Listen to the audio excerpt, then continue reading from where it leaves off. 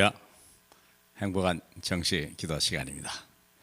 사람이 떡으로 사는 것이 아니라 하나님의 입에서 나오는 말씀으로 산다, 그렇게 하나님이 말씀하셨고 예수님도 말씀하셨습니다.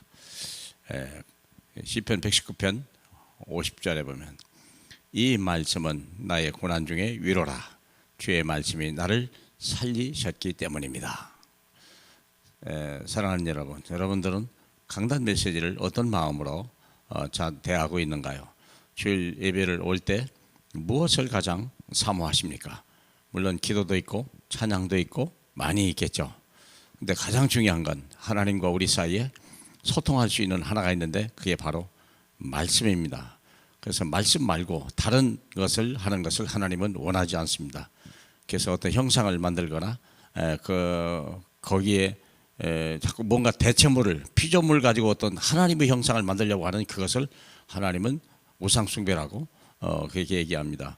말씀으로 우리에게 임하시기 때문에 그렇습니다.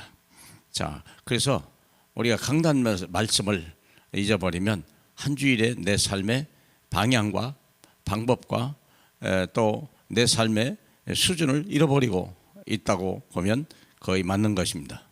왜냐하면 우리는 말씀을 따라가야 되는 것이기 때문에 그래요. 내가 고난 중에 말씀은 나의 위로라, 말씀이 나를 살렸다, 그렇게 말했거든요. 말씀이 없다 하는 말은 내가 지금 죽어가고 있다는 그런 뜻으로 역해석해도 되겠죠. 강단 말씀 속에 답이 있습니다. 그러므로 강단 말씀에 집중해야 되는 거예요. 주일 예배 성공이라고 하는 것은 내게 말씀이 남아있냐, 그리고 내게 삶의 성공이라는 것은 그 강단 말씀이 내 삶에 적용이 되고 있냐, 거기 그 말씀이 성취되고 있냐, 거기에 따라 달라지는 거죠.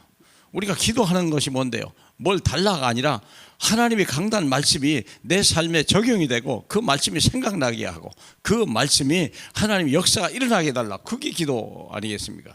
그러므로 강단 말씀 속에 답이 있습니다.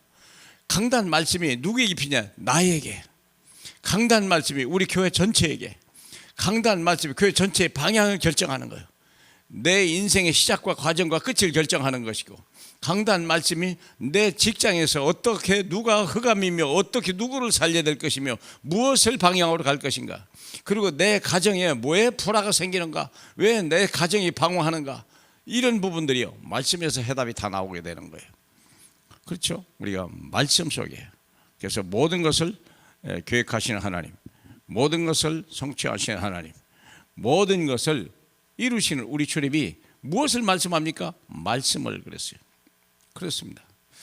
그래서 우리가 예수님이 말씀, 특별히 십자가에서 다 이뤘다는 말은 하나님이 언약하신 모든 말씀을 다 이뤘다고 하는 거예요. 얼마나 놀라운 얘기입니까? 그러므로 강단 말씀 속에 흐름이 여정이 있어요. 그냥 답이 있는 게 아니라 이 말씀 속에 흐름이 있고 여정이 있는 거예요. 많은 사람이 틀린 여정을 가는 거예요. 우린 인생을 가고 있잖아요. 가만히 있어도 가고 있는 거예요. 비행기 안에 가만히 있어도 나는 가고 있는 거예요. 차에 가만히 앉아 있는 것 같은데도 나는 가고 있는 거예요. 옆에 환경과 모든 것들이 풍경이 지나가는 거예요. 그러듯이 말씀 속에 흐름이 있고 나의 여정이 있는 거, 말씀 자체가 흘러갈 뿐만 아니라 그 속에 나의 인생의 여정이 있습니다.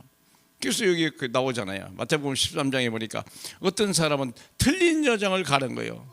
길가에서 방황하고, 어떤 사람은 돌밭에 빠져가지고 나오지를 못하고, 어떤 사람은 가시밭에 갇혀가지고요 여기서 참 고난을 당하는. 그런데 옥토가 있다고 그랬어요.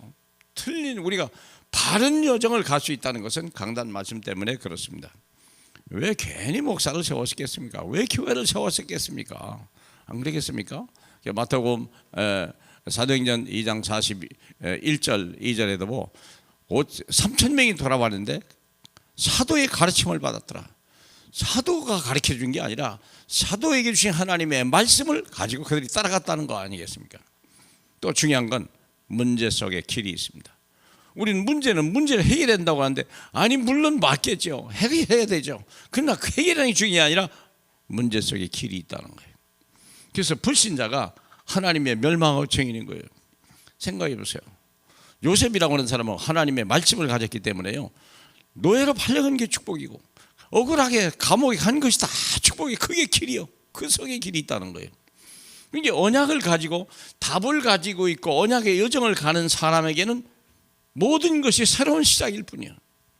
얼마나 놀라운 얘기입니까? 문제가 아닙니다. 새로운 시작입니다. 근데 불신자에게는요, 멸망이요. 형들은 성공하는 것 같고 승리하는 것 같고 그랬는데요, 결국은요 그 막내 동생한테 이런 부끄러움을 당하고, 물론 동생의 덕을 보긴 봤습니다만 얼마나 좀 인생이 그렇습니까? 똑같은 부모, 똑같은 환경 속에 자라났는데, 사랑하는 여러분, 그 차이가 뭐죠?